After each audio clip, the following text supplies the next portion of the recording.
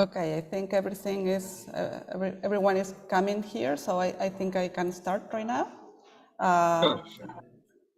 It's 10 sharp. I mean, if you want to start, you're right. Yeah. I think that's the point. I'm very pleased to be here hosting this session.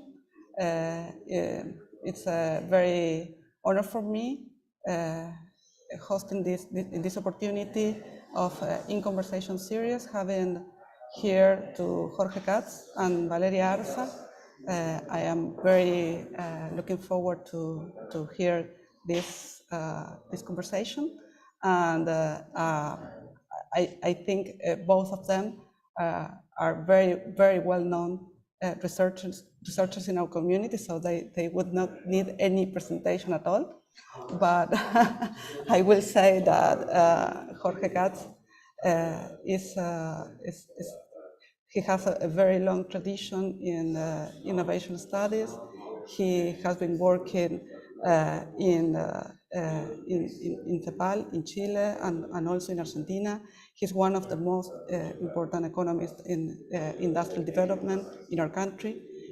He has written the most relevant papers on the economic history, on industrial economic history, and all of their works are very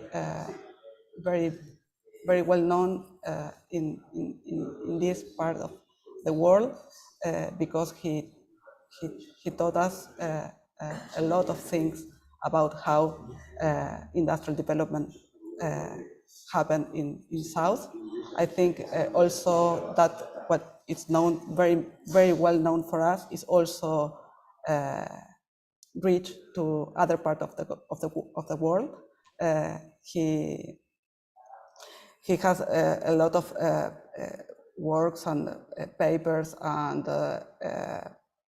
research made on problems of development, on macro issues and micro issues as well. He is also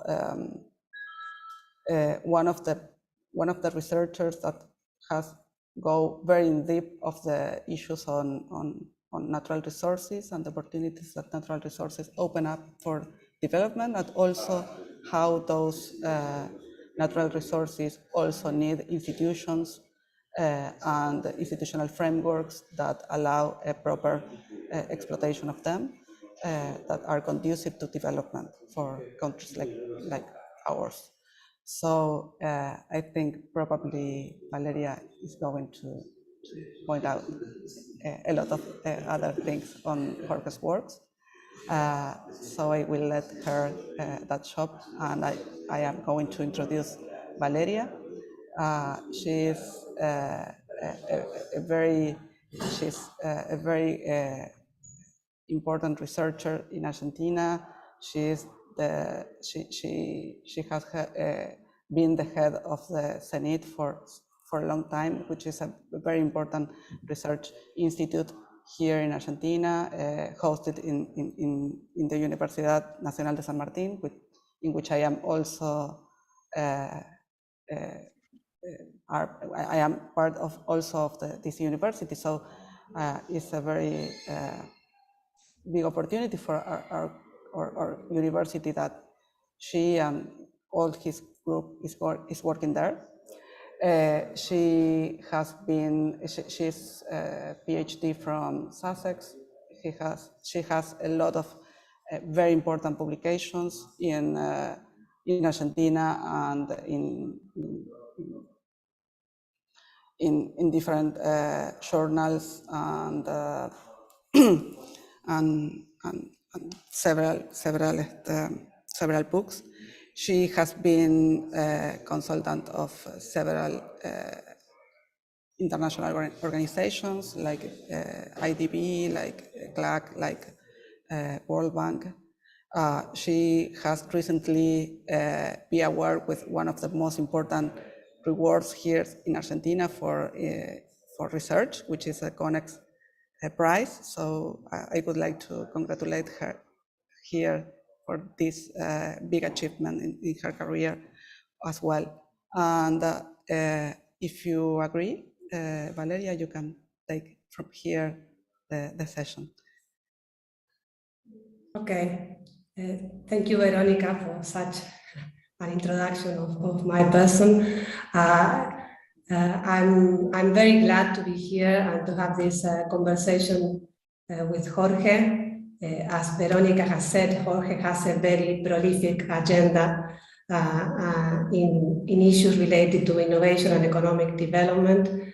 And this is all written in his CV, but maybe what is not written, but you may guess already, is that Jorge has inspired many of us working on issues of innovation and economic development, especially in Latin America.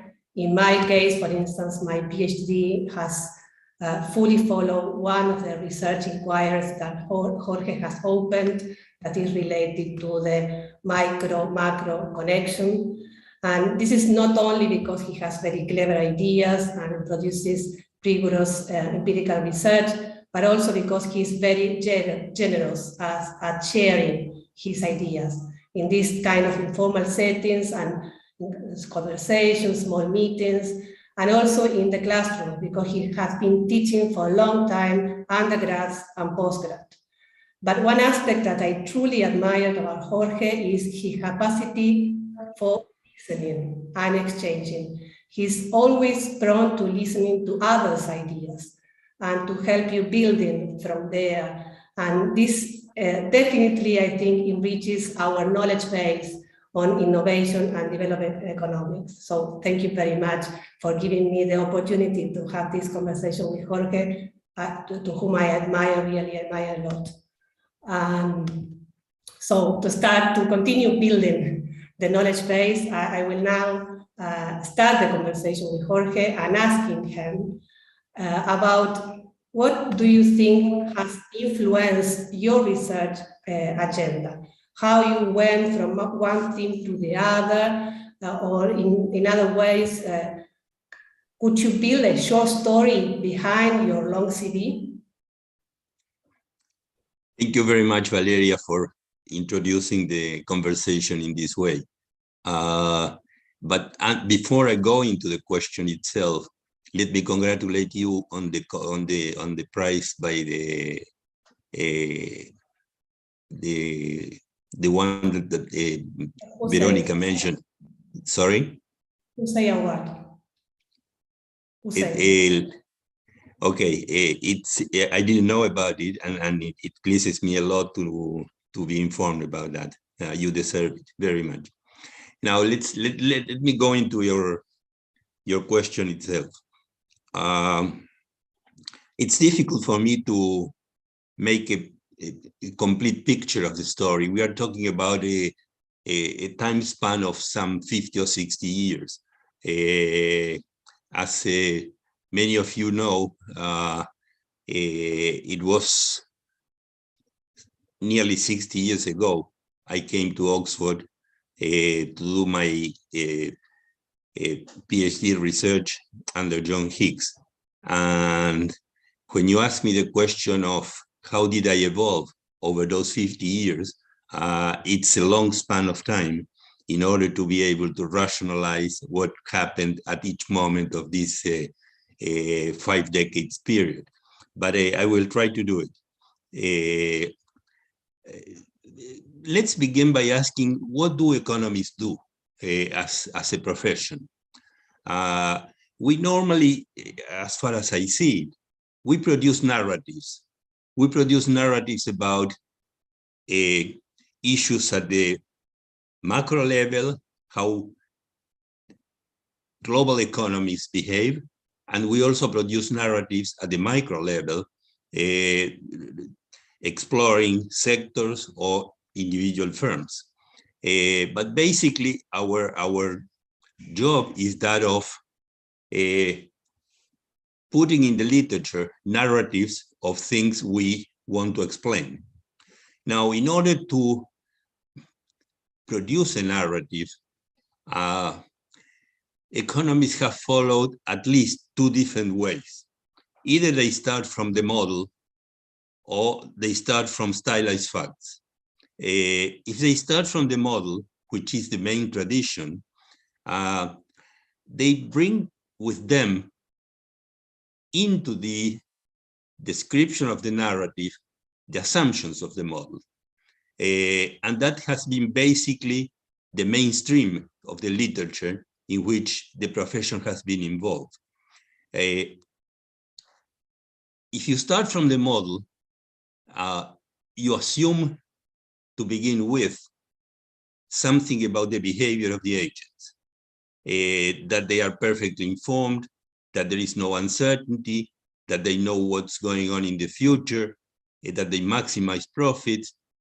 And on the basis of those initial assumptions, which you don't question, you take the assumptions as given, you produce a certain description of their behavior, why they do what they do under those circumstances.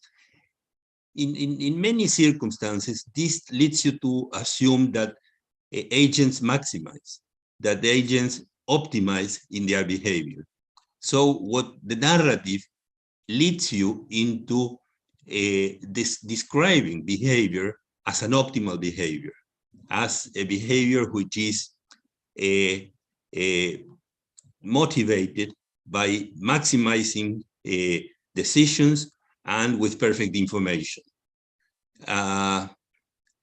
Most of the neoclassical story is built upon those assumptions. And many of us were initially trained in that tradition. So when I look into my initial years, and I'm talking about the late 50s, past century, or beginning of the 60s, that was the moment in which most of the profession was involved in the discussion of equilibrium growth produced by Robert Solow and by other economists in Harvard, MIT, and major US universities. So if I have to picture myself in that context at that point, I would say that I started my professional career very much involved in the neoclassical ideas, very much involved in trying to produce a narrative as from the assumptions of neoclassical economic growth theory, which was just being produced by Bob Solow. And it so happened that I went to Oxford under the, I had, let me tell you before saying how I went to Oxford, that exactly at that stage,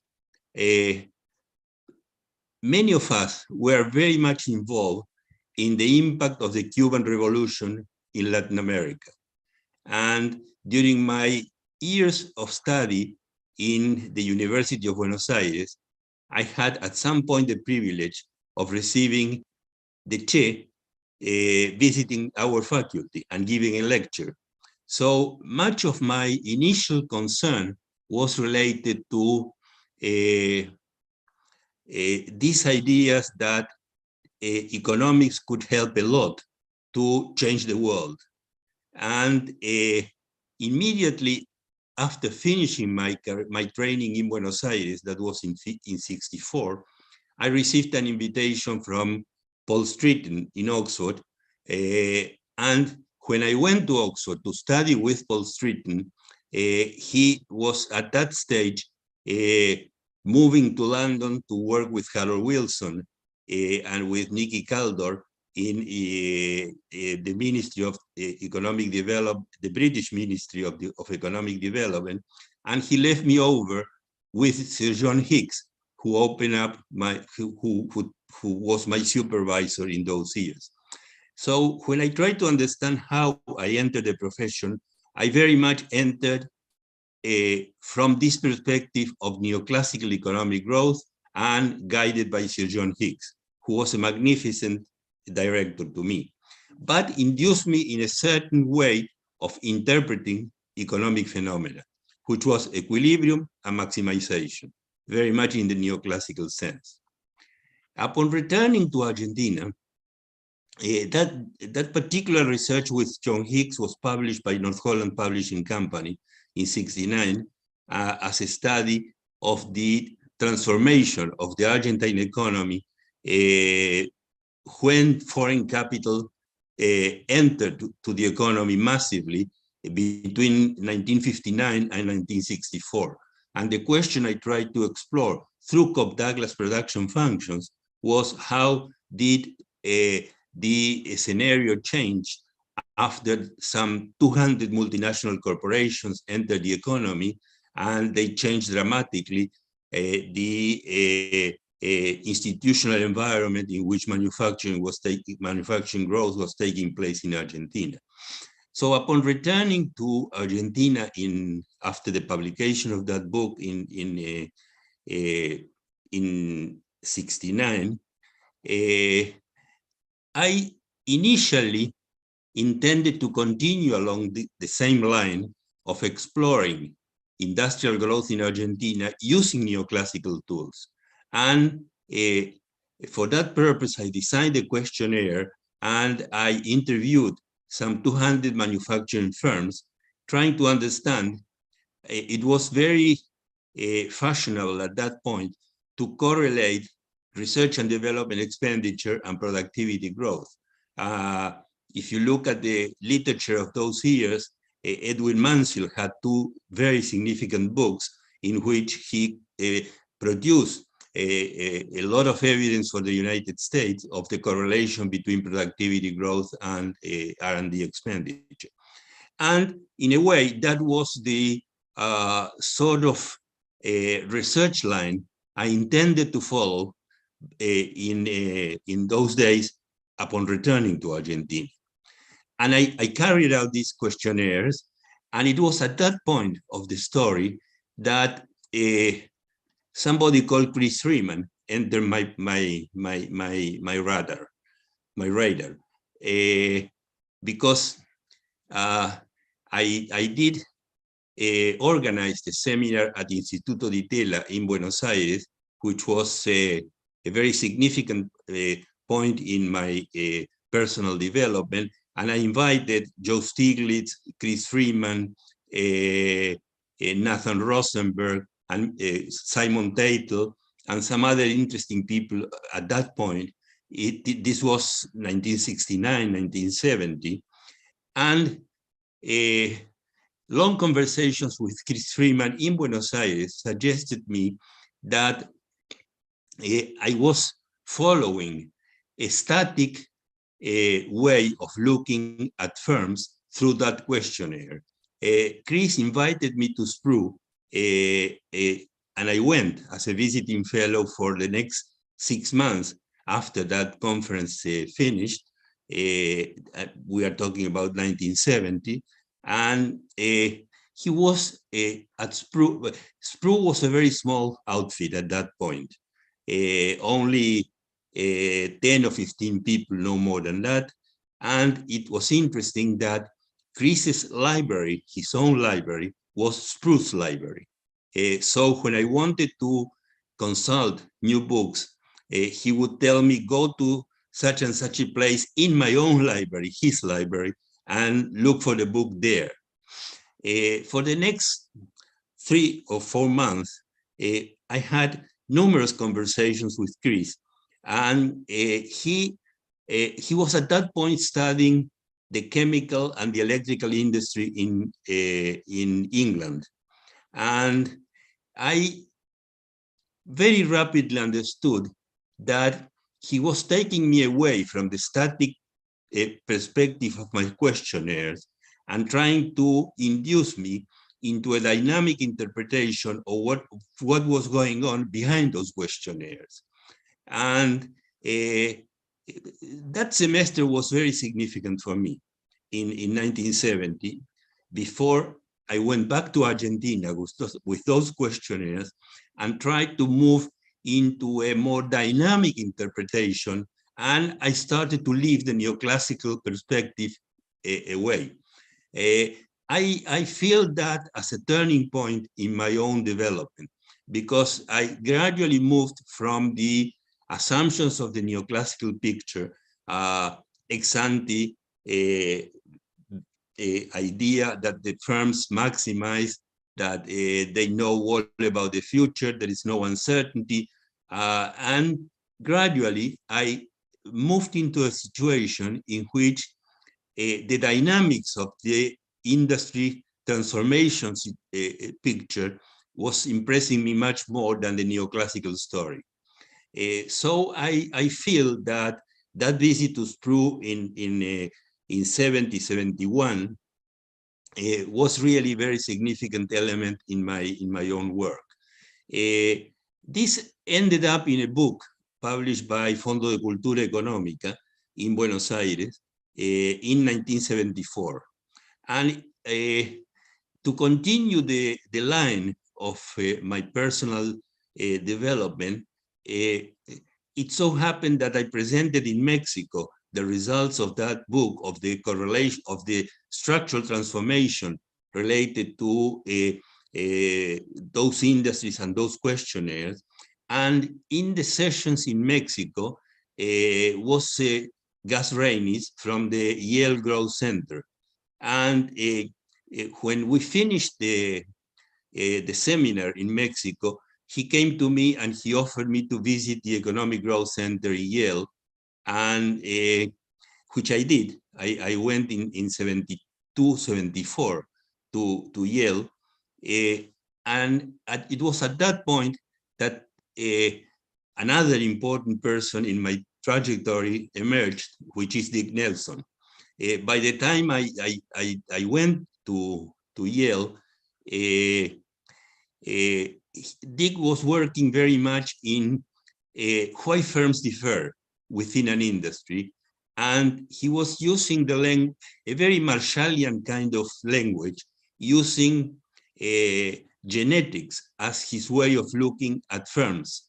And he used the word routines in order to understand how the firm had a structure, a set of core capabilities and a strategy.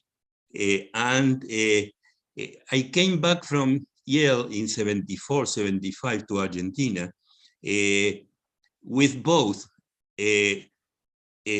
Chris Freeman's perspective of structural change and Dick's perspective on firm transformation, in terms of, he was writing at that point, why firms differ and how does it matter, which was a very significant contribution in my own development to understand the micro story.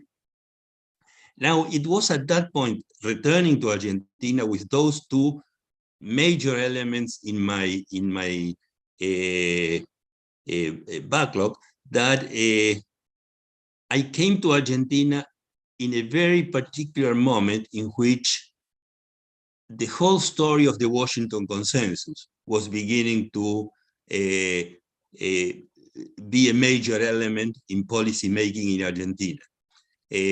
And it is there, with all those loading brought from Dick and from Chris, that I moved gradually into this macro-micro relationship, because Argentina was entering into a very turbulent macro situation through the opening up of the economy carried up by the Ministry of Economics, Martínez de Oz, in 74, and the gradual movement into an scenario in which short-term policy, fiscal equilibrium, inflation targeting became the important issues, and industrial policy was thrown out of the picture because of the discussion of the state being a subsidiary agency in the economic development process.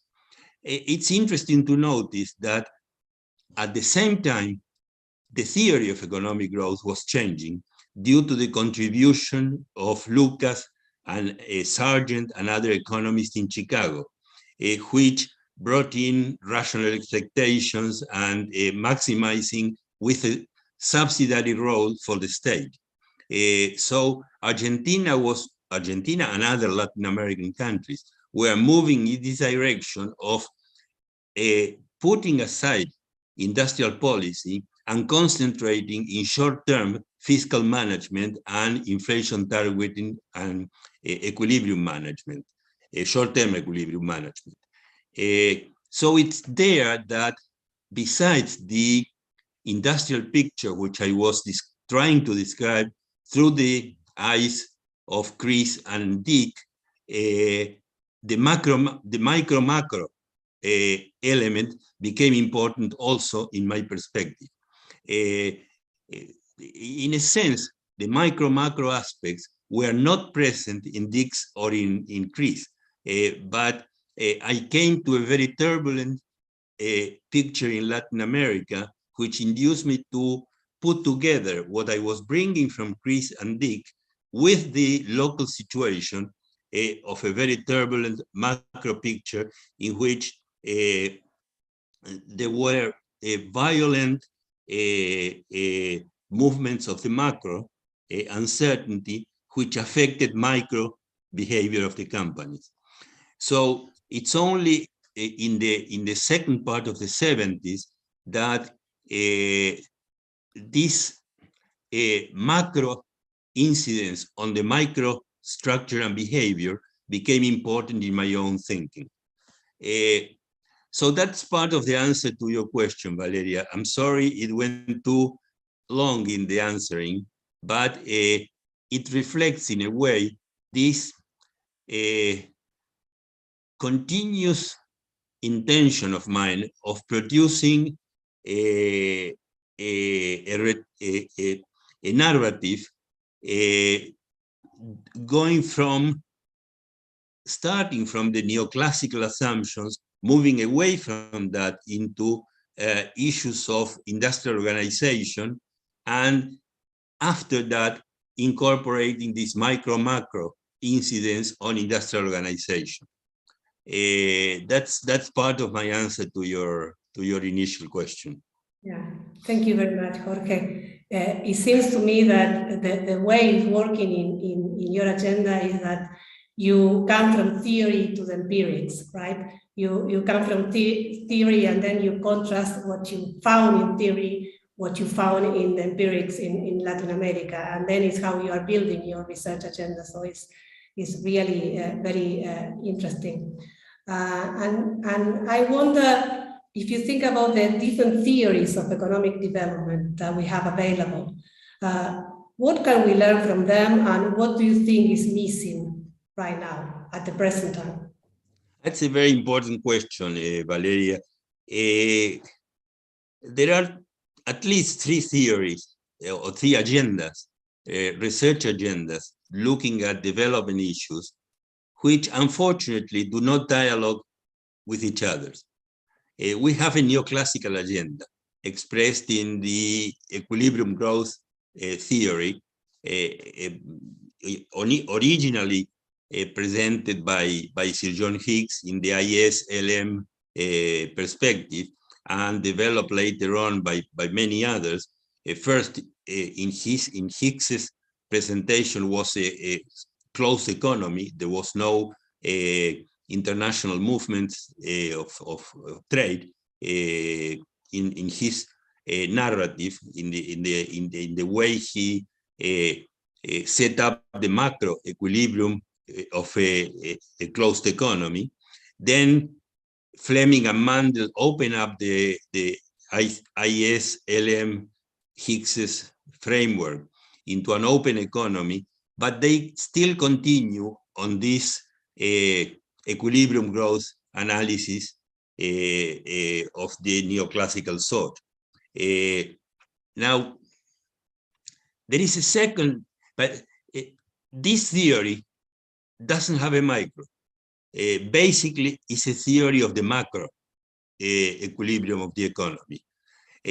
And all this comes from a heroic assumption Hicks made in IS-LM, because in order to be able to describe in a closed economy the macro equilibrium, he puts the micro in equilibrium. Everybody, the idea of the representative agent in the micro allows him to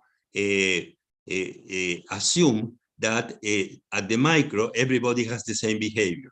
it's as if we would say Ford and General Motors would react in the same way to a change in the rate of exchange.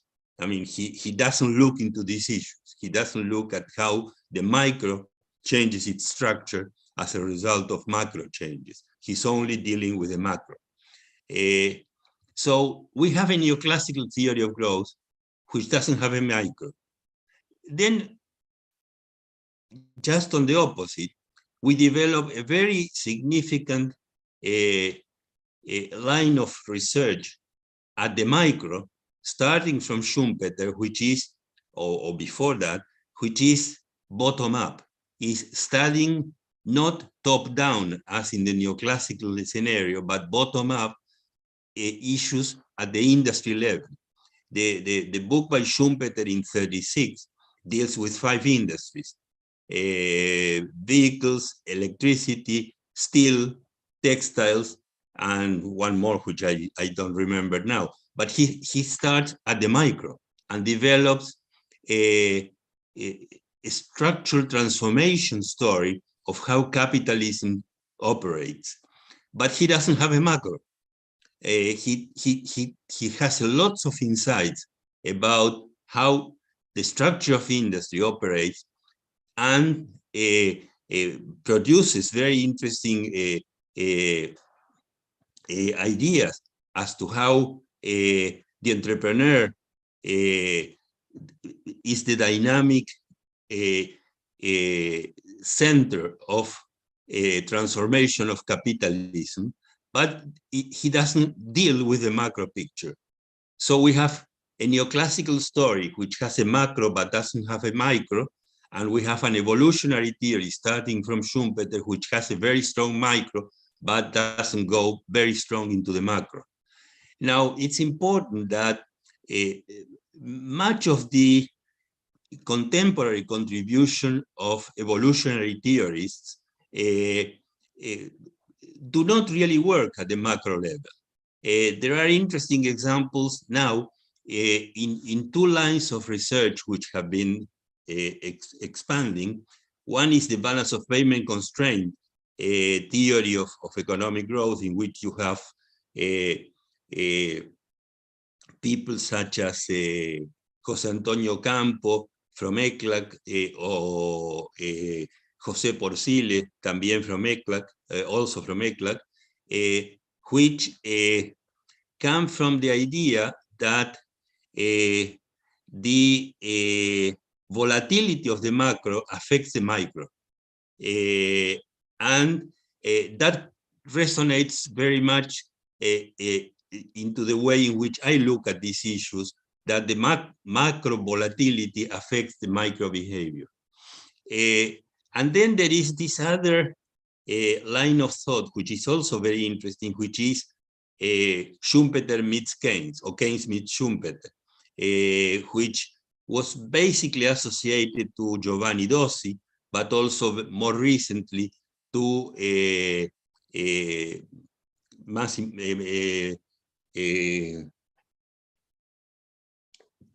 Ciarli, to Tirwell, and other people, which look into how agent-based models can constitute a research agenda, leading us to understand micro behavior, but in the context of a macro perspective. But unfortunately, none of these lines of research goes very deep into understanding the role of natural resources, or into understanding the particularities, the institutional particularities of developing countries. Basically, are stories of more developed societies in which the major elements of transformation come from electronics, from the pharmaceutical industry, from areas which are heavily related to research, to large research and development expenditure, but they don't have, with the exception probably of Franco in Italy on the wine industry, any particular or Carlo in the Carlo Pietrovelli in Rome with the mineral industry, with the mining industry, they don't have much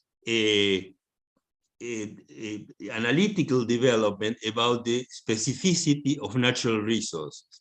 And this is the new stage of my own perspective when I move from macro-micro, but macro-micro in a country which is strongly endowed with natural resources. And here appears a new issue, which I think it's important, which is location specificity. When you talk about natural resources, you cannot have a universal theory. Producing salmon or producing mining is not like producing shoes. You cannot simply reproduce a plant or factory and have about the same circumstances in a developed country and in a developing country. When you go into natural resource-based activities, the resource has its own genetic and biological circumstances which impede that you simply take a foreign technology and you transfer the technology to the locality and it operates adequately, because the situation is different. In other ways, Norway produces salmon and Chile produces salmon, but there is no way in which I can take the package of knowledge developed in Norway and translate and transfer it to Chile, and that it will work adequately. And the same is true in many other natural resources, in forestry, in agriculture, etc., etc.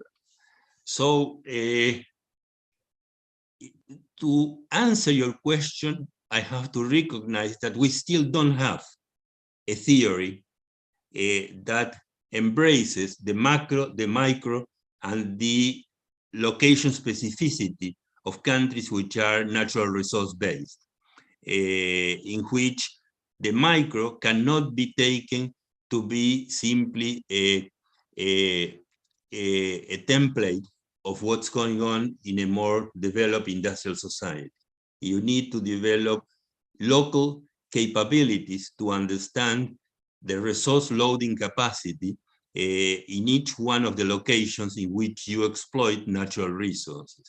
The loading capacity is very much related to genetics, to biology, and to local circumstances, and you have to understand what's going on at the locality with research adapted to the locality.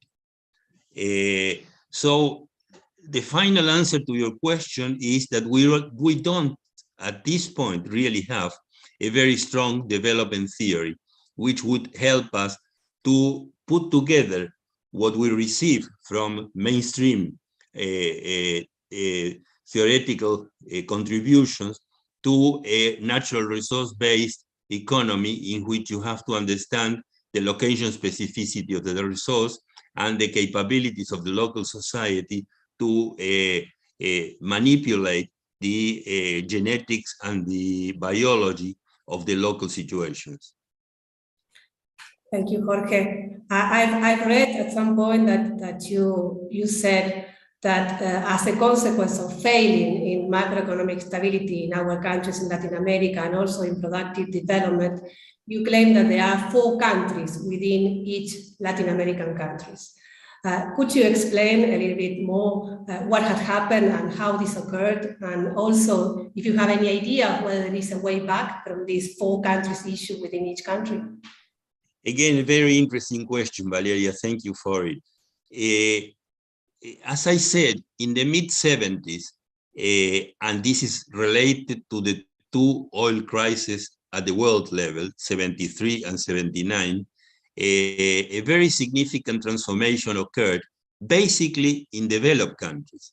The United States goes through a very long period, well, a decade of instability and inflation. It's a period of high, is what was called stagflation, and the rapid increase in the rate of interest carried out by the Fed, very much in the same sense that it is happening now, with the Fed trying to control for the expansion of prices in the United States.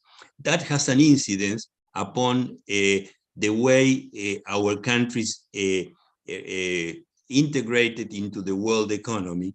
And as I said before, as we were moving into Washington consensus ideas and with a subsidiary state and short-term inflation targeting policies, dismissing completely the role of industrial policies, gradually different countries started to develop within each country. Manufacturing industry went into a stagnation period. Countries are deindustrializing. Brazil has stopped to be an important shoemaker or textile maker. The automobile industry in Argentina slowed down, and so forth.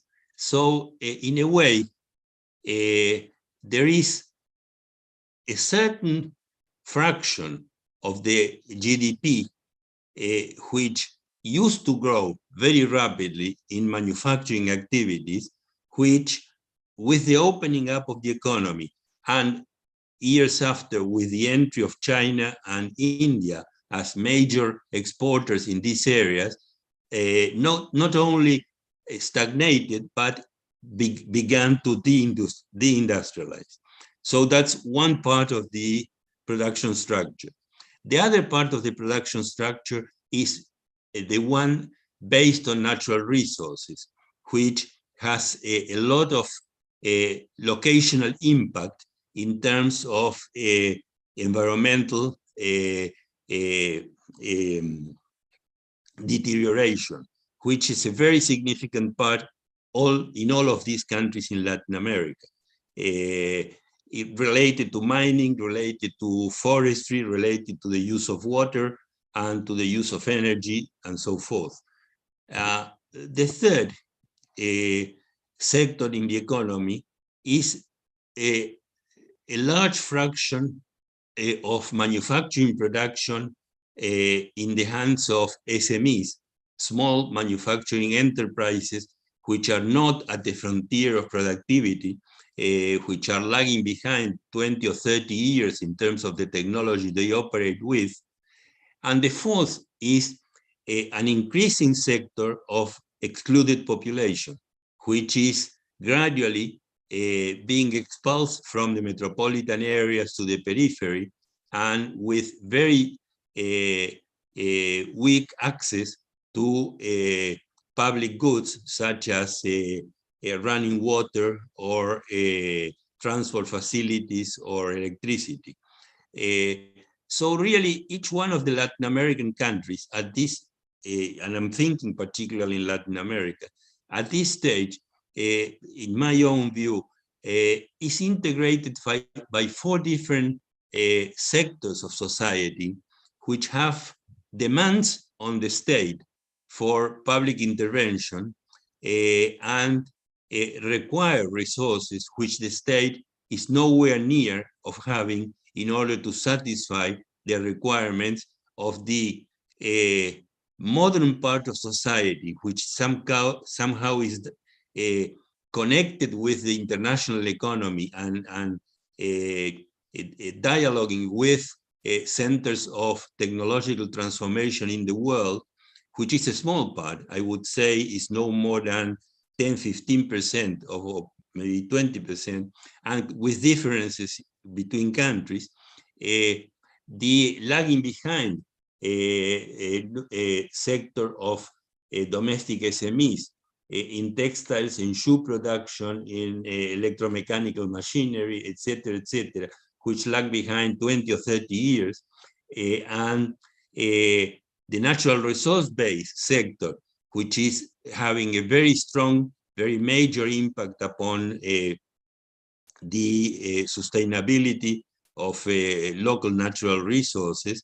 Here you have a very significant element of confrontation in the mining sector or in the oil sector in countries such as Peru or Mexico or Chile with the local communities. And finally, the fourth nucleus, which is the excluded fraction of the population, which dramatically in Argentina is nearing 40% of the population at this stage. But all of them have demands on the state for public resources and public policies. Unfortunately, the state is nowhere capable of satisfying those demands. And a very significant example of what's going on, you have in the 2 weeks back, a plebiscite in Chile about the program of social transformation the government was trying to produce through a new constitutional arrangement. And it was strongly rejected by the population with 60-something% of voting against it. So it's interesting that in many of these countries, the expectations of the population and the demands for assistance in health, in education, in pension funds, in connectivity to internet, etc., are well ahead of the possibilities of the state to cover those demands. So we are now facing in many Latin American economies a very strong tension between expectations and the availability of resources at the state level in order to satisfy those expectations. And this is, in my view, producing one of I know that you asked me, can we go back in the question? And this is what I fear. I have to tell you that getting back to the past is almost impossible, because we are in a situation in which social demands for public resources are way outstripping the possibilities of the state to satisfy those demands. And the example of Chile 2 weeks ago tells you a story quite clearly in this respect. Also the story of Argentina, but I wouldn't go into the case of Argentina. Yeah, thank you. But I mean, you've been quite optimistic about crisis in your research of natural resources somehow, because you said that crisis opened the opportunity for learning. So do you think that current crisis in these Latin American countries, with the 4 countries, as you have just described, also open an opportunity for institutional learning or for strengthen the institutional setting in these countries? You know, I mean, it's difficult to say, Vale. I have developed this idea of the crisis triggering off learning processes in many areas of society by looking at 2 examples in Chile in recent years, the mining sector and the aquaculture sector. Both of them experimented significant crisis in various ways. I mean, you remember the case of the 33 miners trapped in a mine 8 or 10 years ago, and the same story in the salmon industry, in the aquaculture sector in 2008, with the expansion of a virus which killed a very significant proportion of the salmon population. About 60% of the cultivation sites in Chile in 2008 had to be closed down, and the industry entered into a very dramatic kind of a contraction. it's easy to say, but if you look at southern areas of Chile, where I'm sitting right now, doing this conversation with all of you, about 90% of the population works in aquaculture. So when you run into a crisis of this sort, where 60% of the firms close down, you not only have a crisis at the industry, you also have a social crisis, because employment and capabilities of the society to self-sustain itself disappear all of a sudden. And in both cases, which I did research on with my students in two master studies, which I directed at the University of Chile, I found that the local agency in mining, the local public sector agency in mining and the local public sector in aquaculture were fairly weak before the crisis started and didn't have any kind of capability of handling the situation. In the process of reacting to the crisis, a lot of resources came into these agencies. They hired new professionals. They changed the rules of the game in each one of the two industries. And the public-private relationship transformed itself very significantly as a result of the crisis. So I started to feel that this idea of the learning by doing, which we use to understand firms in manufacturing, it's also valuable when we look at public sector agencies, which after a crisis are induced through the injection of more resources and through asking them to transform their fiscalization policies of the behavior of the private sector, change and learn within the agency.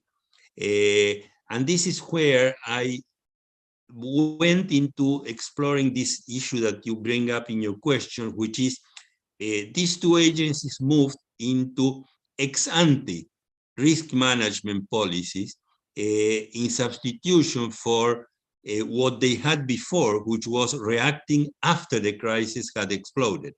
Now, in each one of the two industries, yes, in the two industries, the regulatory agency has developed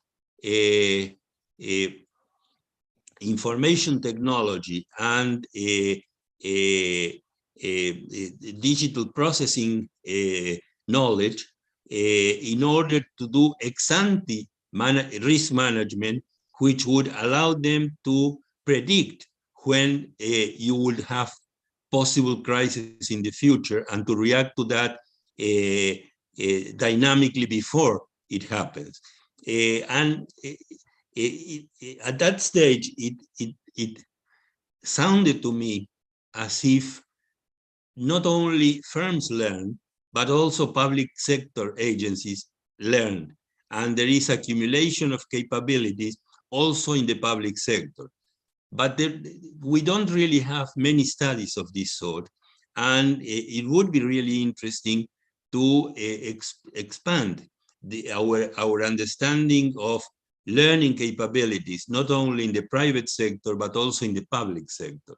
And in my feeling, it's an area in which future research pieces by young students might be really very, very significant. What? I think it stopped recording, but we will establish as soon as possible. Just continue. Just ignore that. No, just finishing with your question, Valeria. I think this is a field in which many of the new students we try to guide in the profession could be directed into these activities of understanding the accumulation of technological capabilities in the public sector. Right, thank you. You have a new research line for students listening to the conversation now. So thank you. I will ask a final question to give space for the discussants as well. That is related to the potential of innovation in natural resources, because you said at some point of your talk that in natural resources you have a high degree of local specificity, of local adaptation, of knowledge, idiosyncrasy. And I guess there may be more space for developing countries to create their own technological trajectories in the production of natural resources or in natural resource innovation. So do you think that there are more opportunities for leapfrogging in innovation because we could follow our own trajectory in natural, if we innovate in natural resources than what we used to have when thinking in manufacturing or we could have in services? Again, a very, very valuable question, Valeria.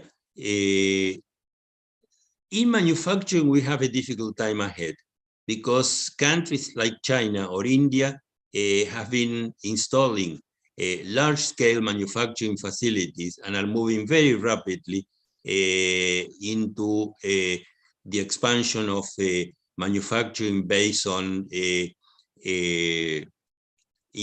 artificial intelligence, complex algorithms, etc.,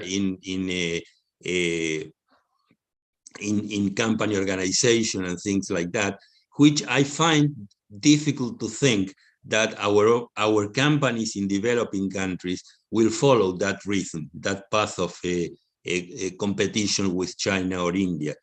But when we come to natural resources, which was the basis of your question, I think there are more open opportunities there, because the fact that natural resources demand location-specific capabilities, both in process and in product designs, and particularly at this point in which the world is demanding foodstuff and demanding energy, particularly in the next decade, in which these issues will still be very significant in the world markets. I think that many of these countries, particularly I'm thinking of Brazil, or I'm thinking about Argentina or Uruguay or Colombia, many of these countries have a very significant opportunity of opening up lines of work which are outside the mainstream of activities of developed countries, bringing to the market new products and also new processes to deal with their own location specificities. But again, this is related to the excellence or quality of your local technological capabilities. How many graduates are your universities producing in genetics, in biology, in biochemistry, in order to be able to take those questions and explore alternative processes or alternative products with which to go to the world markets. In a way, I think this is happening. However, it's happening at a slow pace, simply because countries have not as yet, with a few cases in which the situation is a little bit different. I'm thinking in Uruguay forestry, or I'm thinking about Brazilian developments in maize crushing and ethanol production and things like that. Still, countries lack, but gradually are producing sufficient qualified personnel in order to deal with these options of leapfrogging that you envisage in your question. But if you want me to be more precise on this, I think that this is the future. In the next 10, 20 years, we are going to go more and more into these options because our manufacturing possibilities are rather closed, are very difficult due to the rapid pace of expansion of China and India and the invasion of many manufacturing activities by large plants from those Korea also, but of this southern East Asia.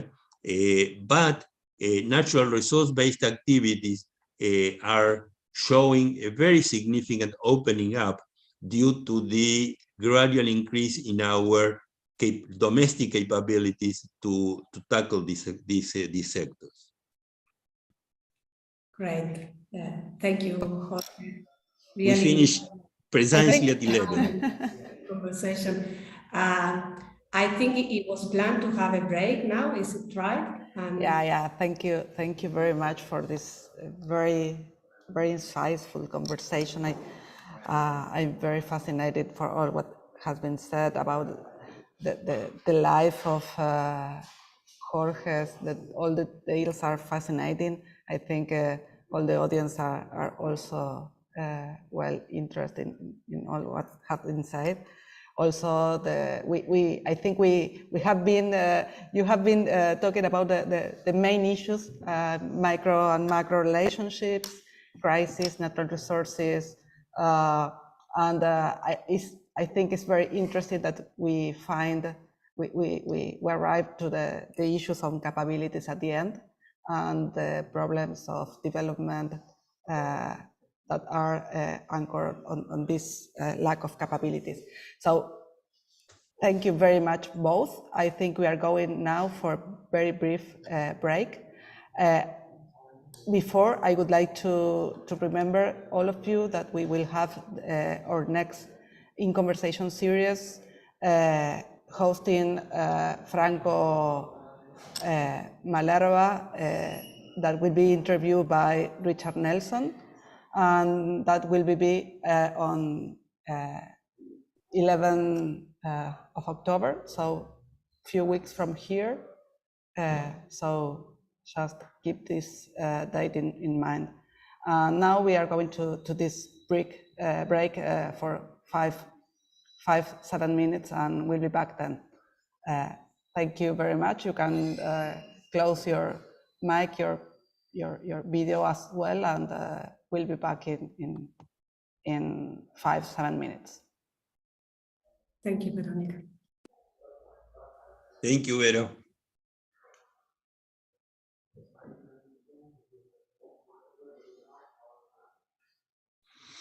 También nos podemos quedar y hablar en español. Bueno.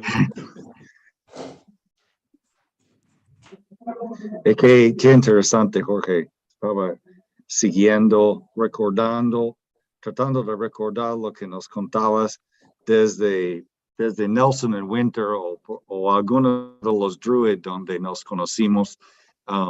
Yo estaba en este proyecto de Sudesca en Centroamérica, ¿verdad? Y cómo ha evolucionado esta historia, ¿verdad? Del micro y macro que has venido contando y la introducción. No recuerdo muy bien los ejemplos del salmón y la discusión. Ahí va mi pregunta al respecto en el chat. Y me encanta este formato porque aún después de tanto tiempo, yo no conocía nada, digamos, los detalles de lo que nos has contado. Fascinante. Gracias. Es decir, lo que pueda, podemos seguirlo con el email después de la reunión de hoy. Estoy en Jorge Katz 39 @ Gmail. Jorge, soy Liliana. Te quiero saludar. Reconocí tu voz. Sí, un abrazo, Lili. Un abrazo enorme. Y te quiero decir que Ana Celia está haciendo un proyecto en el que yo estoy metida por medicina regenerativa sobre capacidades del Estado. Ah, qué bueno, qué bueno. Y qué bueno, no sabía. El dismantling, bueno, te mando después el link, el dismantling que hubo con Bolsonaro y la reconstrucción que estamos tratando de hacer ahora para el 2 de octubre. Por favor, mandame la conexión para saber más de eso, porque el tema me parece fascinante. Sí, hay, sabes que yo no, pero hay del agro, hay de mining, lo que te interesa a No, vos. no estoy seguro que de agro hay, porque yo he visto mucho en agronegocios en Brasil y les está yendo Sí. muy bien, les está yendo muy bien. Sí, por eso de agro y de mining hay, de lo que a vos te interesa. Lo mío es medicina regenerativa, así que no te va a interesar. Pero te Mining le mando el debe, link. mining le Mira, debe fíjate resultar en muy el chat. interesante a Carlo Pietrovelli. Sí, Carlos me mandó ya y me pidió y ya tiene ahí el. Él yo no lo conozco, ¿es de tu grupo? No, ¿Carlo? no sé Carlos de dónde es. Carlo Pietrovelli es de Roma 3, Ah, en ok, Italia. Y trabaja bárbaro. en mining y hemos publicado juntos varias cosas. Bueno, a él ya lo tiene el link. Gracias. Yo quería verte, Jorge. No Gracias. solo escucharte, verte. Yo también, yo también. Hola, esa es una hija mía. Hola, Miyu. Muy lindo todo. El Gracias por estar. recorrido tuyo ese de comenzar en lo neoclásico, yo no tenía idea. Yo siempre te conocí por el otro lado, por lo neo-schumpeteriano y todo eso. Lo neoclásico no sabía nada de vos de eso. Bueno, curiosamente, Liliana, Dick Nelson empezó muy neoclásico. La tesis Claro, de Dick sobre Colombia es totalmente neoclásica y él trabajaba en la Rand Corporation, mucho antes de abrir con Sid Winter esa línea de investigación en economía evolucionista. Pero claro, el pasado de él es un pasado muy neoclásico al principio. claro, no sabía yo. Sí, No sí. sabía porque soy un poquitito más joven. Nishu, qué bueno que estás. No sabía que estabas en el público. I think this is wonderful. Michelle is Jorge's daughter, and there are several friends that are here talking to him in Spanish. I think it's wonderful. I think it's part of what Rajesh has made with this kind of events here. It's very. It shows not only the academic point of view, but also the human point of view of this type of activities. Absolutely. The richness of this community is precisely that, Vero. Yeah, exactly. Exactly. Veronica, I'd like to be introduced, to be considered in the mail, because I got it through Sussex. Of course, please, Liliana, post your email in the chat box, and we will pick this and add to the mailing list. Ya lo estoy ¿Ya poniendo. pasamos los 5? So yes, we already spent our break just talking around in Spanish, and now we can go back to our activity. So thank you very much for being here again. And now we are going to open the session to the panel that is made up by Carlota Pérez, José Miguel Natera, and Carmen Contreras. All of them are very close to Jorge's work, and we are very pleased that they are here, just participating in this part of the activity. I think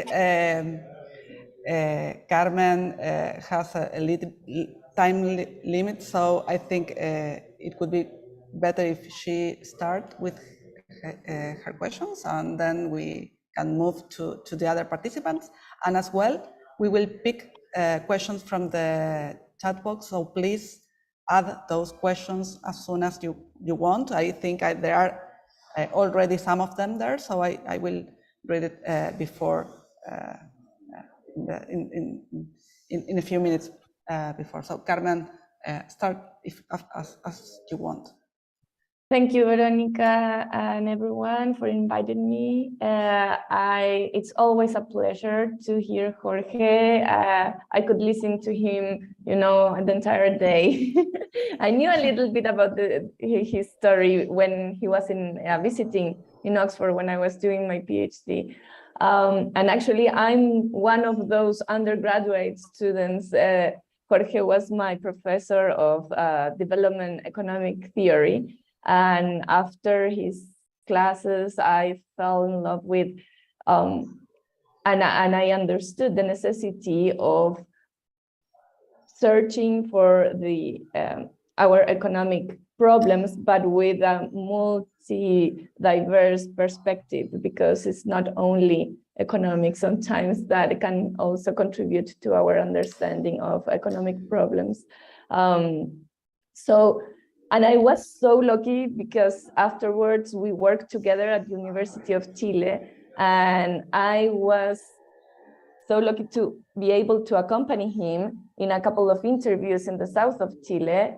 So I could learn from firsthand how Jorge actually works and develops the theory and tests these theories against the interviews. And it was fascinating, and I was so inspired by him that I actually decided to do this bottom-up approach to my thesis in development. So actually what I wanted to ask you, Jorge, is how do you see this mixed method approach? You talk a little bit about the micro and micro, but I know that on the ground, you talk a lot with a lot of actors to try to understand their processes. And it wasn't the common, and it still is not as common to get this mixed method perspective. And also how you see this can contribute in our new challenges, because now there's also, you mentioned a couple of new development theory, but there's also these mission-oriented policies that are very hot topic, at least here in Chile right now, and how we could use these mission-oriented directions to shape industrial policies. So how this mixed method actually contribute to this new way of doing policy, and particularly within entrepreneurship, because you mentioned in Schumpeter, entrepreneurship is quite central at the heart of industrial transformation and innovation. But then it took kind of like a back step in our policies. And so I wanted to know, how do you see all of these happening together and the role of entrepreneurship in these new policies? Thank you very much, Carmen. It's a pleasure to be in touch again. It's many years we have not been knowing from each other, but it's very nice to have you asking questions on the screen.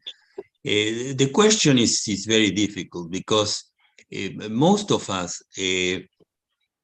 deal with theoretical aspects, and when it comes to policy formulation and to try to go down to negotiating policy issues with entrepreneurs and with local communities and with regulatory agencies, we really do not have a strong theory on the basis of which to operate.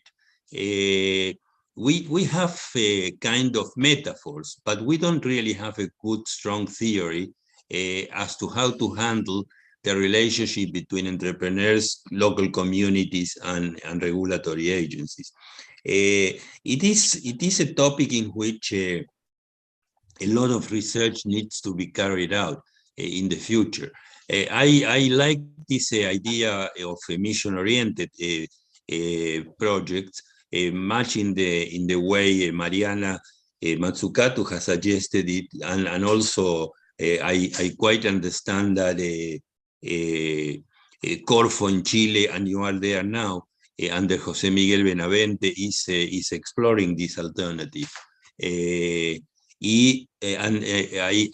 do feel that a lot can be done there, but basically the policy stage, it's understandable, but how to relate the policy stage with theory building, it's more complex, because when you move into theory building, you have to bring into the picture the notions that underlie individuals' behavior, and you immediately run into the temptation of assuming perfect knowledge and understanding, maximization, and so forth. And it is a mistake, because there are very many intangibles we don't know how to measure, and we don't know how to introduce into the theory. The way people relate to each other, the amount of collaboration, very much in the sense that Eleanor Armstrong describes in her books and in her studies, are topics which, in a mission-oriented kind of alternative, are very difficult to deal with in the perspective of theory. I know that in the negotiation with firms, with communities, and with agencies, we follow intuition. We follow a kind of a metaphor construction options, but how to relate that into strong theory, it really is beyond my capability of leading you or answering your question, Carmen. It's a difficult area. Thank you, Jorge. We will have to continue talking about that. And now Please, that absolutely. Yeah. Absolutely. Please, let's get in touch and see each other in Santiago soon. Yes, please. Thank you all. Thank you very much for participating, Carmen. Thank you very much, Carmen. I don't know if, Carlota, do you want to proceed with your questions? I think it could be nice. Okay. Can you hear me? Oh, yes, I am. Yes, yes, So, Jorge, yes, I can. that was great. I enjoyed that very, very much. Now, I have two questions that you probably suspect. One is about the connection between academics and policymakers, which is similar to Carmen's, but the other way about. How important is it for policymakers? And the other one will be about institutional innovation, which you mentioned. When we met in the early 80s, you came as an academic, as a consultant, and I was a civil servant. I was director of technology at the Ministry of Industry. And I know that it was super useful for me. You were extremely useful in our conversation, not only because you recommended that I contact Fritz Freeman, which of course changed my life, but how important do you think is the connection, a close connection between academics and policymakers in Latin America, and especially how important it is for policymakers, because you just talked about the difficulty on the academic side, but how difficult it is for a policymaker without theory behind it to do policy? No, it's a very useful question, Carlota, and difficult to answer too. Again, I have to go back to my experience in working in individual industries to kind of get from there little pieces of insight as to how to deal with your question. It is clear that the relationship between universities, regulatory agencies, and communities are very important from the point of view of what the policymaker is capable of bringing into into work when dealing with individual sectors. As far as I saw it in both in mining or in aquaculture, the country I was looking at gradually did develop capabilities at these three levels, at the universities, in the regulatory agencies, and in the local communities.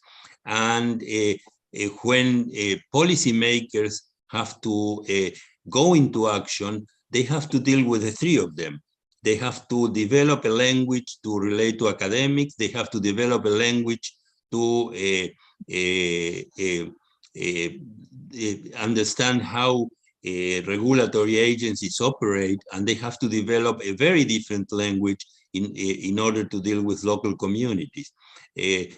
Particularly in natural resource-based industries, the role of local communities is becoming very, very important these days in mining, in aspects of aquaculture or forestry, because the local communities are becoming very involved in energy management, water consumption, and issues like that, and demand from public officials new ways of dealing with these issues which are affecting them. Policymakers are not necessarily well informed and well trained as to be able to deal with these topics, and we have a continuous process of going way back in the conversations between the three levels, universities, regulatory agencies, and local communities, and policymakers. But basically, Carlota, I don't think this is theoretically based. It's empirically based.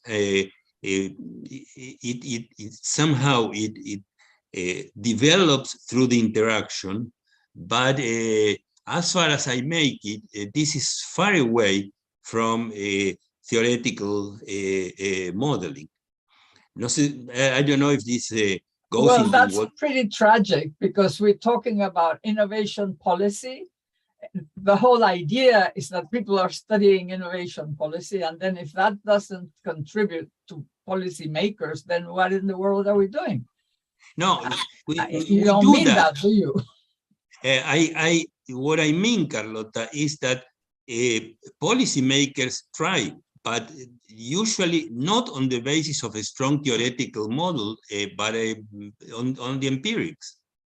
So what do people who are doing theory of innovation policy, what role do they play if that's not in order to help the policymakers? Well, that's a good question. I wouldn't be able to answer because you know I've been trying to as Valeria was saying, in all my trajectory has been from the theory to the practice, from the practice to the theory, and here I find a situation in which I don't have a strong theoretical basis in order to deal with communities or with universities as a policy maker. Precisely. You just, you know, there are two things where we are coinciding more and more. One is the natural resources as the key, natural resources plus technology plus inclusivity plus etc. And the other is institutional innovation, which you just said that it was very important that we had to make sure that we did it. I have also been saying for a long time that we need to study we studied innovation in the firm, but we haven't really studied innovation in institutions. And we are in a period when institutional innovation, as you just said it before, becomes more and more important. So I wanted to ask you basically about this issue. And do you have examples of institutional innovation that could sort of help understand what we need to do? How big are the changes that we need to do in order to take I do have advantage of the current opportunities? I do have some examples, Carlota, and some of this comes back to one of the questions that Valeria asked me. When you examine the relationship between regulatory agencies and companies, the fact that regulatory agencies learned and increased their capabilities gradually changes the negotiation capabilities they have with the private sector. And from an ex-ante situation in which the private sector dominates the picture relatively to regulatory agencies, in the cases I have seen here, gradually a stronger position from public agencies allows them to impose natural resource protection activities which the companies did not by themselves undertook before. And that was a result of a stronger ex-ante risk management in the public agent, which allowed them to enforce new norms of fiscalization and having their own information, which before they had to ask for the information to the company which was being regulated. And obviously that meant a false relationship. So when the regulatory agency accumulates capabilities and develops its own database, the negotiation capabilities between the public sector and the private sector changes completely and opens up a new different avenue for protection of the natural environment. And that means that we need states that are attractive for very competent people to want to join. Because Absolutely. if you're constantly saying that the state should do nothing, stay outside, don't do anything, why would anybody really competent and really knowledgeable want to join a state that's supposed to do nothing? You know, that's a very major issue, Carlota, because you see, I'm also quite, at some point, I also become quite skeptical because when there are government changes, many of these people in regulatory agencies go to work in the public in the private firms. So there is this constant refitting between the public and the private, which on the one hand develops a very important new possibilities, but also creates a certain group of qualified personnel which moves from the public to the private, and that's a problem. Well, in Singapore, they used to move them back and forth so that it would actually be favorable to the country in general rather than just to the companies. But that's very typical. There is even somebody in my time in government, there was somebody in every company that was called the responsible for institutional relations. And that was an ex-government person who worked in the company or in the general and the federation in order to work with government. And they didn't really, you know, it was not for the better, obviously. So you're right. It's complicated, but we still need competent people in government for these missions that Mariana is proposing. You know, and we have to attract them by making government an interesting job, a really fascinating place where you can do something good for the country, you know, seriously. But yeah. The question that Carmen asked me before, Carmen is working now in one of the central agencies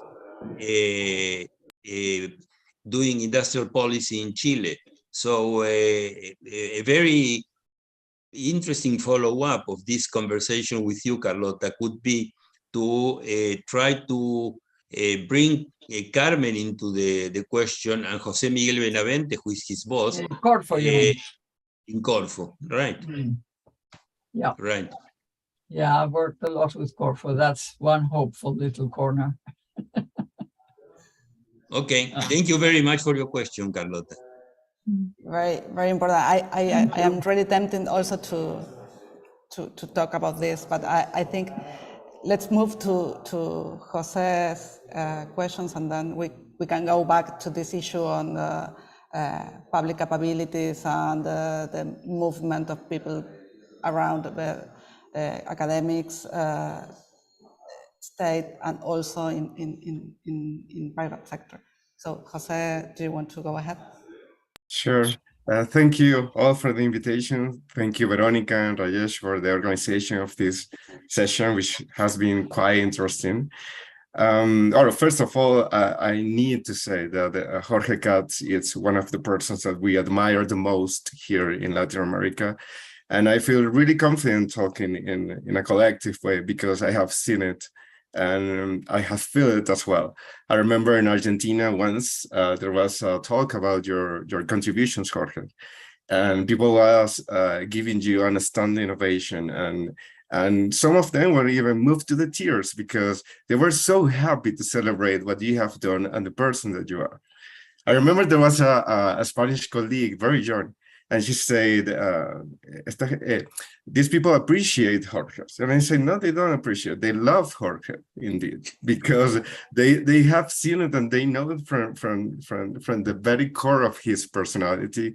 And I do believe that is the person that what makes someone really worthy of admiration, and even more when it has important intellectual contributions. So that's for you, Jorge, and thank you for being part of our history. Thank you very much. I feel very, I try to look elsewhere because I feel very much ashamed. No, you shouldn't. You shouldn't. You mean embarrassed? Very emotions. No, exactly. Not at all. Not at all. Come up with your question. Yes, exactly. I'm going just directly to that. And now I'm gonna take advantage of this opportunity to talk of something that it's quite interesting as well, of course, which is the macro interactions. And in this case, I would like to go to something that is implicitly included in this framework, which is the mesostructure. What is between this micro and this macro? We could see a mesostructure that could emerge from these different interactions that could come forward. In this case, we have mainly two proposals, I would say, and if not, Jorge, please correct me. But I would say that sectoral analysis is one of them to be considered as part of this mesostructure. And the problem or the situation with undertaking sectoral analysis to somehow frame the meso is that sectors are becoming more and more heterogeneous in terms of their technological content, and of course, in terms of the capabilities that they require.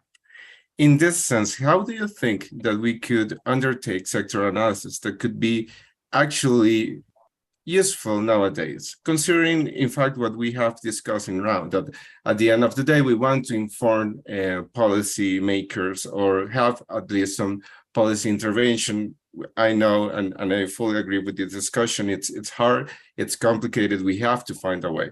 And yet, if we do not present something that is useful, then of course we have nothing to propose. So in terms of sectors and this heterogeneity of their technological contents and required capabilities, what would you think it's the right path to pursue? Yeah, that's an interesting question, Jose Miguel. The point is that we all have been trained in the old methodology of national accounting, in which industries mean something. The textile sector, the foodstuff sector, the petrochemical sector. But in actual fact, when you go into it, you realize that there is nothing like a textile sector. This is a construction which was carried out for national accounting.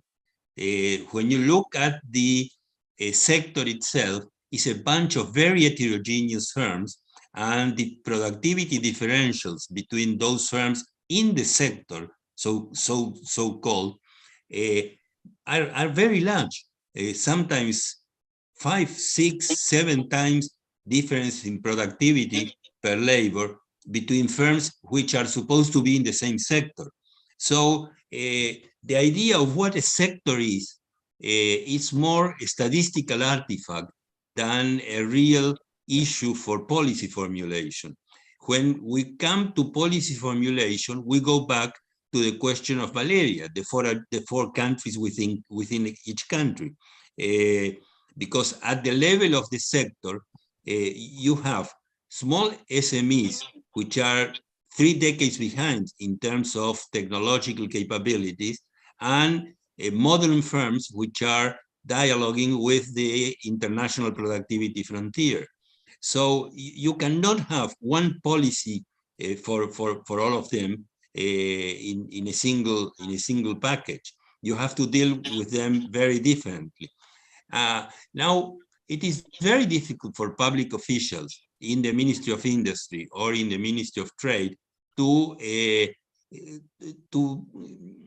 sort of deal with this question, because they are trained in the old methodology of thinking in the industry as an aggregate from the national accounts methodology.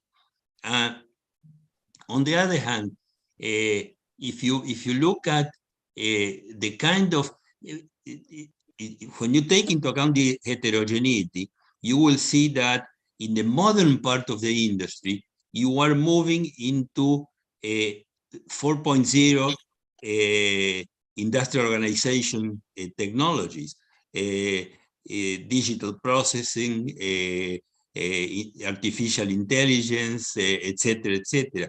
But in the lower part of the aggregate, you are still in 2.0 or 3.0 in terms of their digital capabilities. So you cannot deal with them, all of them in the same package. You have to relate them with a very different approach, trying to induce SMEs in the 2.0 or 3.0 model of industrial organization to move towards new forms of professional management into their plants. And in the modern extreme, in the upper 10 or 20% of the companies which are having a dialogue with international sources of technology, you need to support their internationalization. I mean, you have to, I mean, the world is demanding very much digital services and diversification into a product mix which will satisfy consumer-oriented demands in more developed countries. So the modern part of the industry can be pushed into this direction, while the smaller SMEs lagging 20 or 30 years behind the technological frontier have to be dealt with in a very different way. I don't know if this somehow answers your question, Jose Miguel, but the aggregate is really only a statistical aggregate. It's enormously heterogeneous within it. No, I fully agree. I fully agree. I have another question, but I would like to give more space for the audience, because I do know that there's more questions in the listing. Thank you, Jorge. Thank you so much. Thank you very much, Miguel. Thank you, Jose, for your question and contributing in this activity. Yes, in fact, we have several questions on the chat box, and I would like to invite to unmute yourself, and if you could do that questions aloud. I would start with Andrew. I think he is who asked first. Thank you very much. It's really enjoyable to be here, as always, in these events and with the friends from a long time ago. Jorge, I wanted you to talk a little bit more about the concrete mechanisms and we maybe could use the salmon case, that how the actors in the sectoral system of innovation, or the actors are dealing with pressures to more social inclusion, and also more sustainability. But maybe we could talk about social inclusion. Do you really see that they've been able to do what Susan Cousins would talk about, or would talk about is innovation for inclusive development? And if so, how? How is that actually happening as sort of a niche within, what we could say is almost an emblematic, Yes. critical capitalist dynamic? Andrew, it's a very important question. When we started looking at the industry, there were 220 companies running their own salmon breeding ponds. Today, there are only 20. There has been a massive process of concentration, and also of expansion of multinational firms. This is now no longer a very Chilean industry, it's strongly Japanese and strongly Norwegian. And an interesting question is whether mother companies in Norway or in Japan use the same way of dealing with local communities as their subsidiaries do in the local environment. And I strongly doubt that this is true, because the local managers of these subsidiaries have been trained within the political framework of the local society, do not respond to major prototypes of collaborative or associative behavior that you would recall important in Norway or in Japan. So they are gradually and very slowly accepting that the local community has rights, and that their demands for environmental protection make sense. If you look at what they did 20 years ago, they used to clean their nets in the beach, polluting and destroying environmental sustainability. They don't do that anymore. I mean, they have been, but this has been a very gradual process. It has taken more than a decade until firms understood that they should take into consideration demands for environmental protection. But it's very gradually happening. However, it's happening within the context of an increasing concentration of the industry. And something which has not been really researched strongly is how different is the performance of a Norwegian plant in Chile from their Norwegian plant in their mother company. Something which I would very much like to make as a research piece with some student, any of my students, and send them to understand that. But I doubted that entrepreneurs will be very happy of doing that, because the entrepreneurs reflect the local behavioral customs. And it is very different to think of Chile as compared with Norway. I mean, they are really very different environments from the social point of view. So there is gradual improvement, slow, and I don't think that there is concentration in the industry. I don't really think that as far as moving stronger into research and development activities will be carried out, because still we have it's not underdeveloped, but it's a small community of biologists and environmentalists and people managing the basic knowledge of the topic. But it's gradually coming up. I mean, Southern universities in Chile are beginning to teach these courses. You can be assured that in 5-10 years, there will be a community of local technicians and professionals that will be going this direction.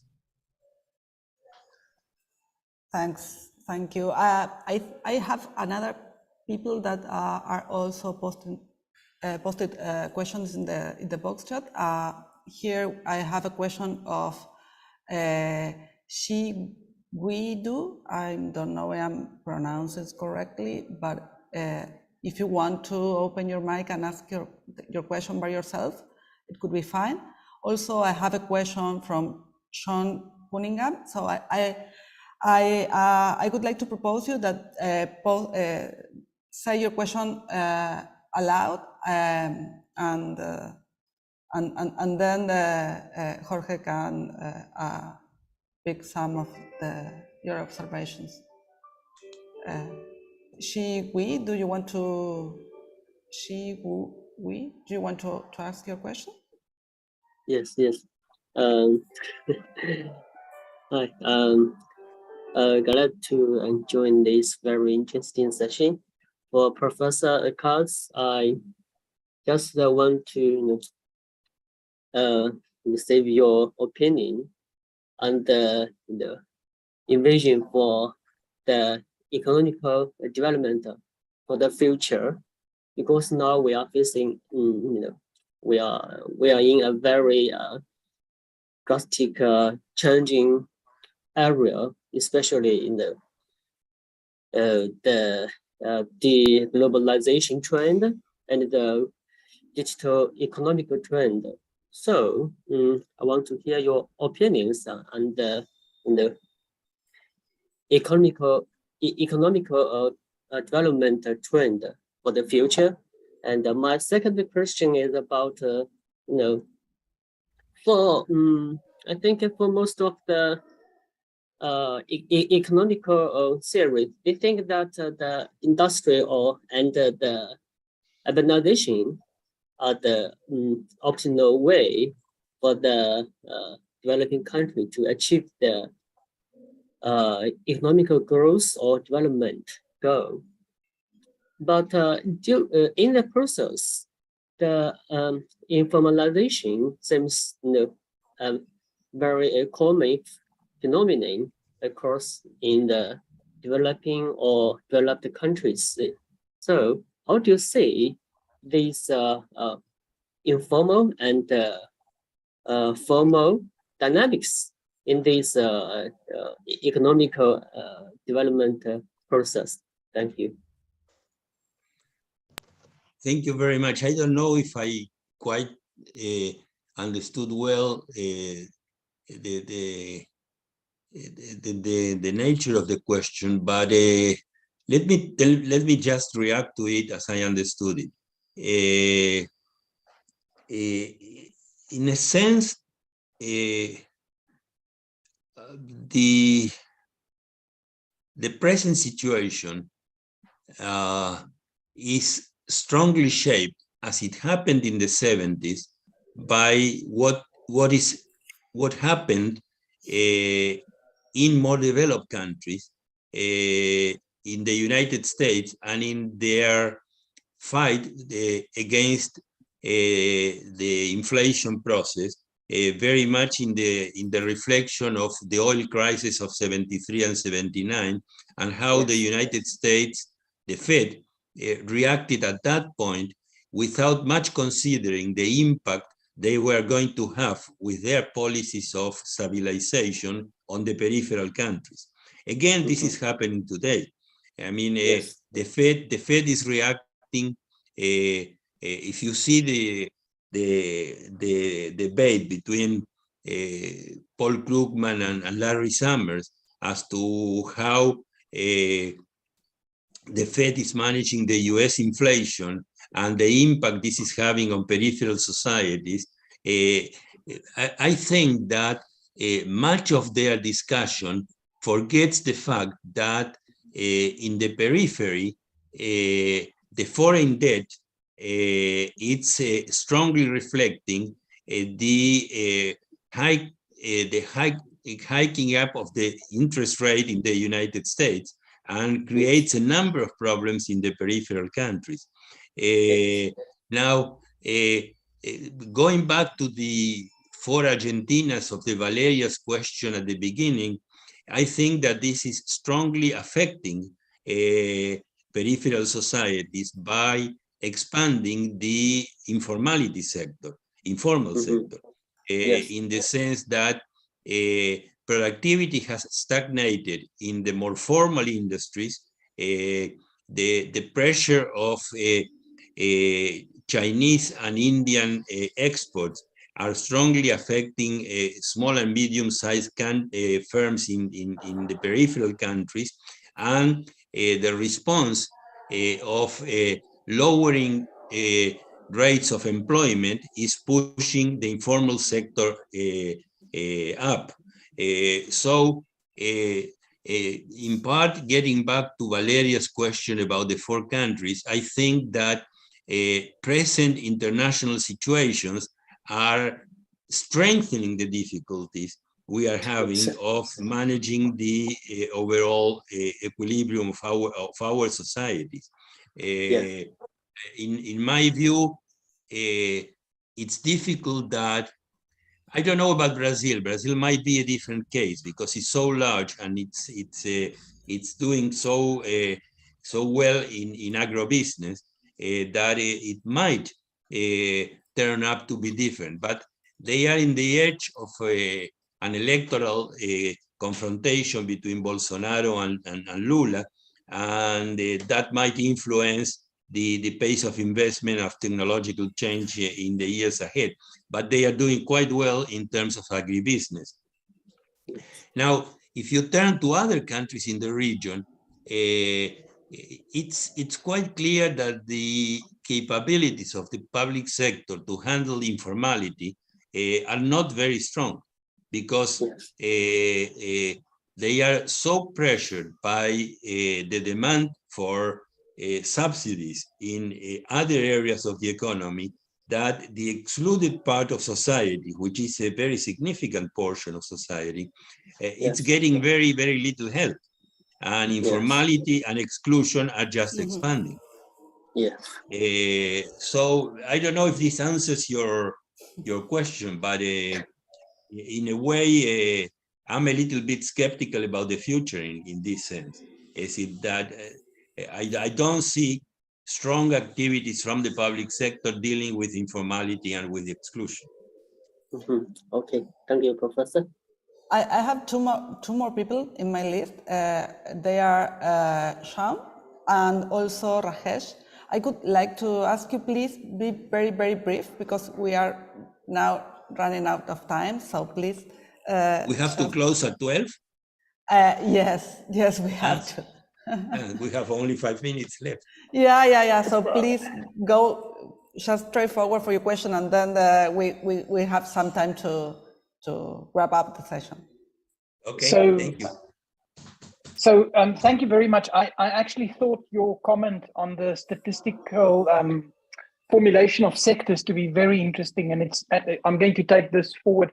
My question is about, I mean, over your career, you've written often about learning and the dynamics of learning within firms, but also between firms and different stakeholders. Can you just talk a little bit about how your view over time has changed on learning, maybe from where you started with your first work to where you are now, in 5 minutes or less? Yes, Sean, that's very interesting, because the world has changed dramatically between that moment and now.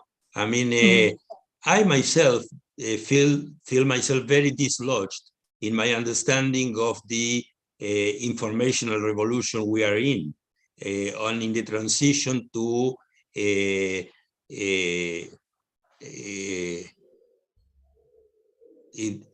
artificial intelligence and resource process, the digital resource processing.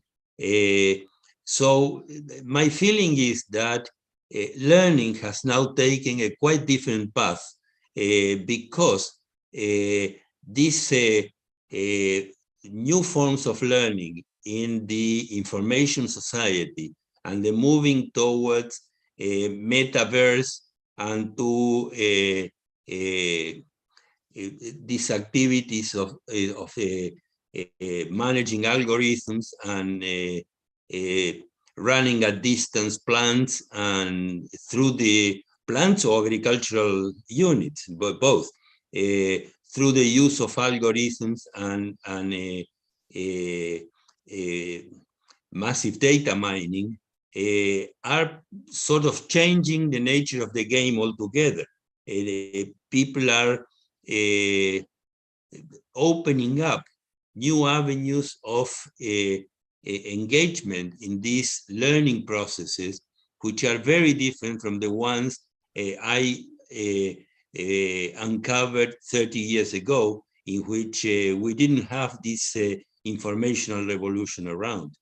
And it seems to me that in many of our developing societies, these issues are going to be very harmful.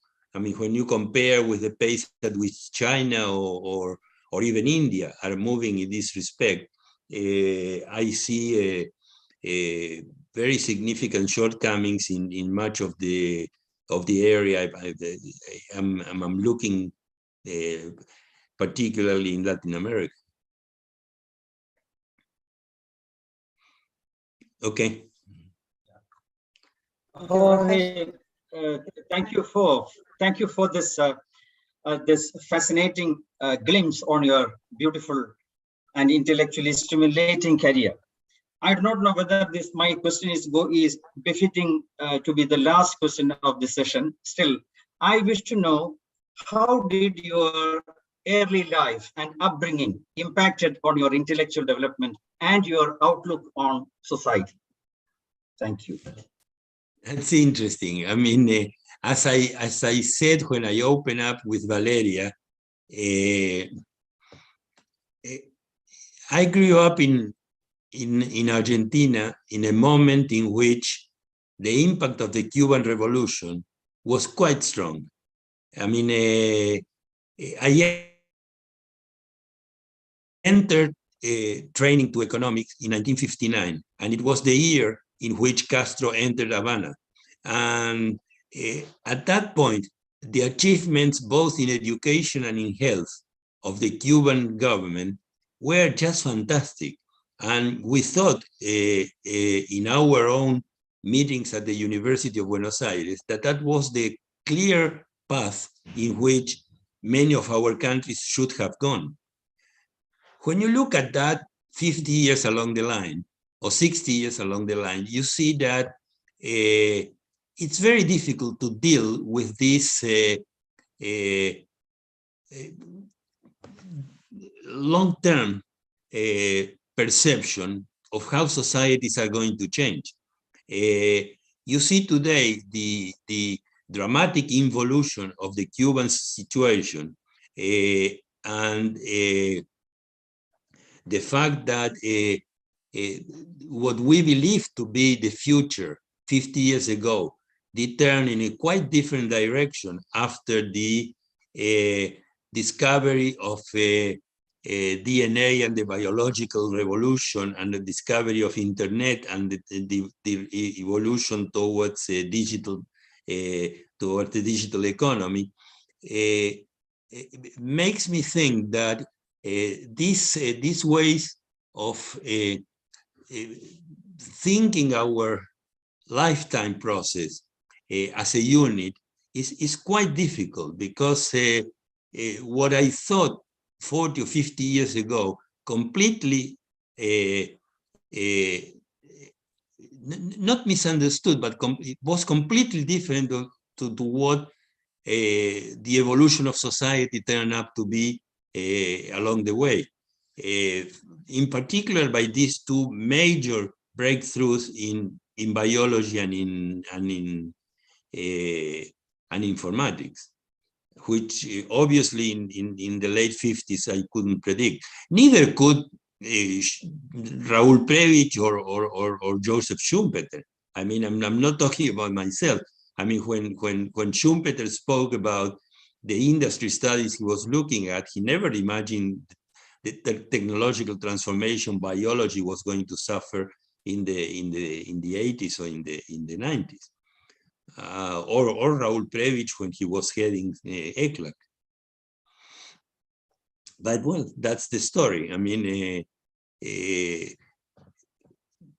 world changes, and when you try to picture yourself 40 or 50 years after your initial thoughts, you realize that the world is very different. I think this is a wonderful way to end the activity. Thank you. I would say very thank you to Valeria, to Carlota, to Carmen, that she has to go right now, but also to Jose Miguel and all the assistants. I have a lot of faces here that all of we really appreciate, like Judith, Franco, Andrew, everyone here, no? Emmanuel, students from Valeria, and other people here. So I don't know if Valeria, do you want to make a wrap up of the session, or someone? I would like to say a few words. Of course, Jorge. First of all, thanks to you because of the effort you undertook to put this together. I told Carlota at some point that I was very nervous about how it was going to come, but I'm really very emotional at this moment, because very many of the friends we made in GlobalX and in a number of meetings we've been together in 10 different countries have been here in the screen. I really would like to thank each and every one of you for the invaluable relationship we sustained throughout the years. I strongly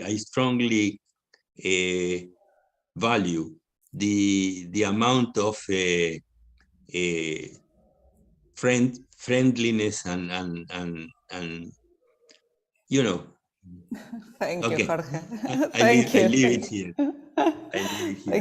Thank you very much. Thank you very much. It's very nice to hear you so emotional in this moment. Yeah, thank you very much. I'm also very glad to be invited here. So thank you for the organizers to do the conversation. And thank you, Jorge, for sharing all your thoughts with all of us. So thank you, everyone. Thank you very much to you, Valeria. Jorge, it has been wonderful. The conversation was super, and you were, as usually, inspiring. I really enjoyed it very much. I enjoyed Franco, it very much. All my love to you. I would like very much to see you at some point and embrace you very strongly. We will. At one point or another, we will. Congratulations. But excellent. Take care. Regards to your wife, and stay well. Okay. We can all go to GlobalX in India in next year. Yes. I hope to see you all of them there. That's going to be great if we can all get there. Un beso grande, Saludos, Jorge. Un beso grande. grande. Gracias a todos. Thank you very much to all of you. Muchas gracias a todos. Saludos. Chao, chao. Bye. Chao, bye. Chao, chao. Gracias. Adiós, hasta luego. And thanks as always to Rajesh for doing the hard work on the ground, man. And Veronica, that was great. See y'all. Where are you, Andrew, now? Where are you now? I'm at this amazing place now. Can you see that? That's a cluster in this was a Jesuit university. It's now the IOB Development Institute. You know, I was working in virtually. I was going to South Africa, right? But I didn't get there because things happened with university authorities and stuff, and you know. But I worked 3 months virtually from Oakland in California with my family, and then went to see my brother in Oregon. Went to see.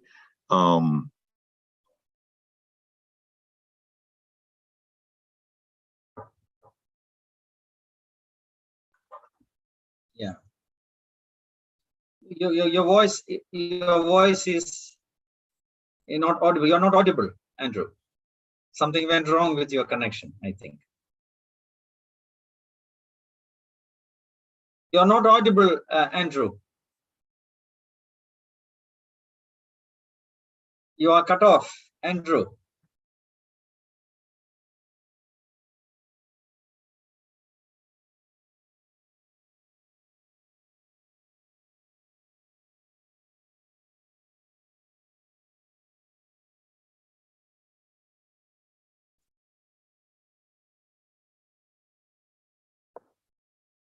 Andrew, your microphone is muted, I think. I can't hear you.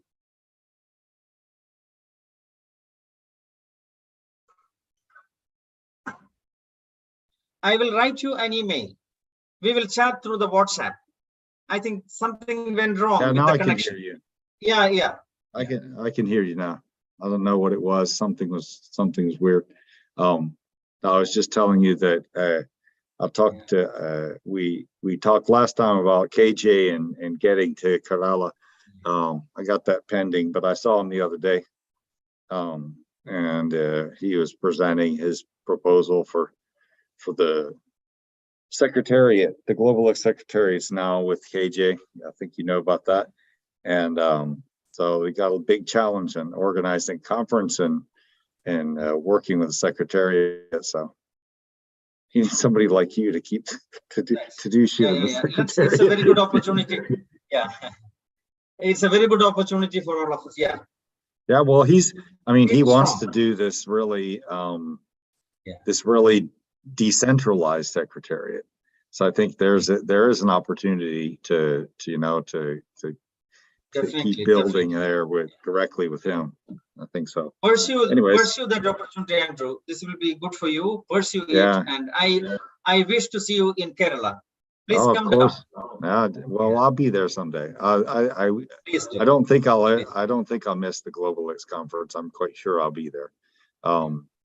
And so that's the next good opportunity. And by the way, we with those 2 dates on Susan's in conversation, we're just trying to nail down the specific one. We think it's Tuesday. That's gonna early next week we'll have it done, so then we can start working on getting it organized. Please do that. We are all looking forward to that. Yeah, please.